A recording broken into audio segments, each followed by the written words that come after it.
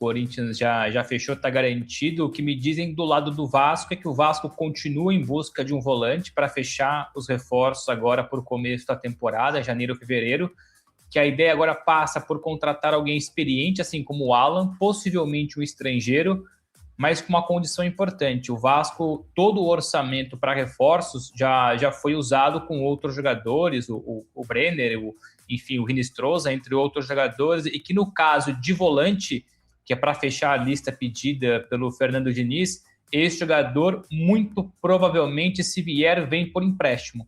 Não vai ser um jogador contratado a título definitivo, como seria o Alan, por exemplo. O Alan viria por empréstimo, mas o Mbappé no Flamengo fechou as portas, e o Corinthians, sobretudo essa questão de pagar a totalidade do salário. Mas no caso do Vasco é isso, eles continuam em busca de um volante, e se vier um volante é por empréstimo. O Felipe, então, do Felipe Coutinho na vitória de ontem. Fez um gol, finalizou 3 vezes, as 3 de maneira correta, criou 3 grandes chances e foram 2 ações na área rival. O Felipe Coutinho, então, ontem apareceu e bem. Roberta Barroso está com a gente. O Diniz já falava, então, que o Vasco agora pega o Volta Redonda, não enfrenta o Fluminense. Já o Botafogo, sim, Roberta, vai ter um clássico pela frente, é isso? É isso, Bruno. Bom dia para você, Jailson, Breiler, fã de esporte. O Vasco conseguiu aí escapar de um caminho teoricamente mais difícil, né? Porque escapou do Fluminense e pega o Volta Redonda nas quartas de final. Já o Botafogo, sim, tem esse clássico contra o Flamengo, por isso foi a campo com um time também alternativo, já estava classificado. Tem toda a questão também do elenco curto, agora que saiu ali do Transfer Bank, vai poder inscrever os reforços que chegaram. Então, o Anselmi levou a campo esse time alternativo. Teve até que mudar um pouquinho o planejamento, que a ideia dele era relacionar menos titulares para essa partida, mas a Ferg exige pelo menos 7 titulares e por isso ele teve que mexer um pouquinho ali na estratégia. O Botafogo perder clássico nunca é bom, mas devido às circunstâncias, acaba que o torcedor está um pouquinho mais aceitando essa derrota. Para o Vasco era importante também levar a campo força máxima, muito por conta desse planejamento para conseguir ali fugir do Fluminense, e deu tudo certo, foi melhor na partida no primeiro tempo. A expulsão do Marquinhos dificultou a vida do Botafogo, ele levou cartão amarelo aos 3 minutos por conta de um carrinho, e no final do primeiro tempo, outro carrinho, e acabou expulso. Aí o Vasco, no segundo tempo, conseguiu os gols, Brenner conseguiu balançar as redes, vinha sendo já cobrado pela torcida vascaína pelas chances perdidas, mas ontem, então, desencantou, teve o gol de pênalti ainda do Coutinho. Agora, antes dessas quartas de final do Campeonato Carioca, os 2 times entram em campo pelo Campeonato Brasileiro. O Vasco tem o Bahia e o Botafogo, mais um clássico aí contra o Fluminense pelo Brasileirão. E só para a gente fechar, o nosso companheiro Diego Garcia, da ESPN, trouxe hoje a informação de que a Câmara Nacional de Resolução de Disputas, da CBF, determinou que o Vasco tem uma dívida com o Atlético Mineiro, precisa pagar essa dívida de 4,5 milhões pela contratação do Paulo Henrique. A sentença foi publicada em sigilo e, em nota, o Vasco afirmou que todos os valores estão sujeitos aos termos dos planos de pagamento do Vasco junto à CNRD, conforme previsto no plano de recuperação judicial. Mas é isso aí, o Vasco precisando aí, fora de campo, se movimentar, resolver essa questão também da dívida. Bruno, eu volto com você. Essa questão envolvendo o Atlético. Obrigado, viu, Roberta? Boa sequência aí para você. Entendeu? Então, eu acho, de verdade, que o grande desafio do trabalho do Diniz é ele melhorar a consistência defensiva. O trabalho dele é muito frágil nesse sentido. É um trabalho muito abaixo do que se espera para um time que vai competir na Série A. Tá? A forma como o Vasco se defende é ruim. É ruim. Isso não pode ser maquiado. Mas também há coisas positivas, principalmente com os reforços e com o tempo que isso leva, de que o Vasco pode, sim, fazer um ano de 2026 positivo. Fazer os 45 pontos e pensar em coisas maiores. Tá? Essa é a minha opinião. Tem o Rojas, que pode entrar na vaga do Coutinho. Tem o Saldívia, que parece que pode se tornar um jogador capaz de substituir o Cuesta ou o Robert Renan. Ainda necessita de reforços. Acho que tem que trazer mais um zagueiro e acho que tem que trazer mais um volante. E aí, falando sobre isso, até o jornalista, se eu não me engano, ele é argentino, vou até ver aqui. Deixa eu ver aqui. Pipe Sierra. É isso mesmo. Ele é da Colômbia. Ele é colombiano mesmo. Ele deu essa notícia, ele é um cara de mercado, já dá várias notícias do futebol sul-americano, de que o Vasco tem interesse no Loboa. E tem mesmo. Tem mesmo. É fato. Tem interesse. Jogador de 19 anos, volante. Cara, se falou do Alan, né? Que tá indo pro Corinthians, e eu dei minha opinião aqui na live.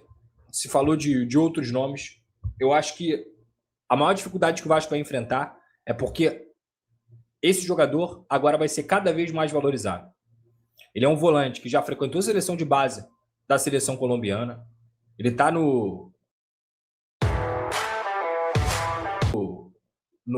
Independente Medellín, se eu não me engano, que é a equipe dele. Não é uma equipe que costuma fazer grandes vendas, mas ele tem 19 anos e ele é um perfil que tem muito a evoluir. Muito a evoluir.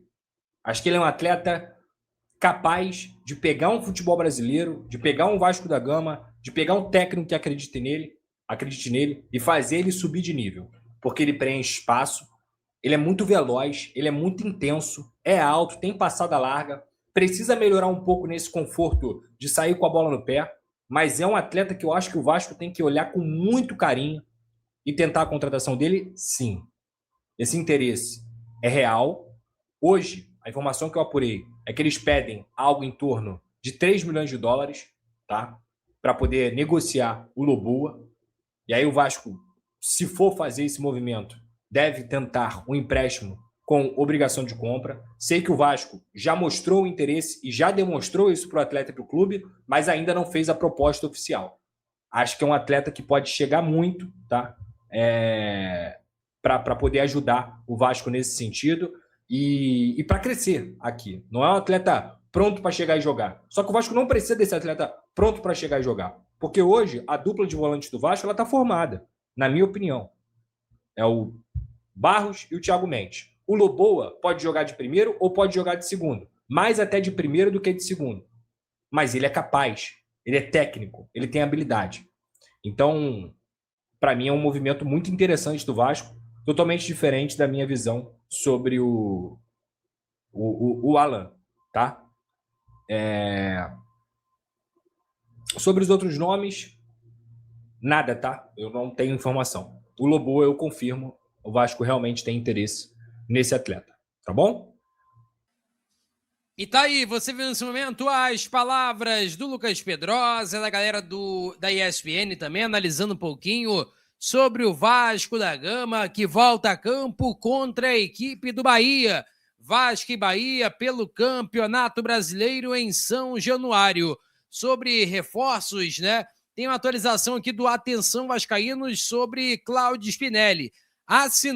O atacante Cláudio Spinelli assinou o contrato com o Vasco na manhã desta segunda-feira. Fez exames e foi aprovado. Treina com o grupo no CT Moacir Barbosa, então o Spinelli fazendo aí seu primeiro treino com o elenco do Vasco. A expectativa é que ele seja anunciado nas redes sociais do Vasco da Gama ainda hoje e ser apresentado em coletiva nesta terça-feira, junto com o lateral esquerdo cuiabano.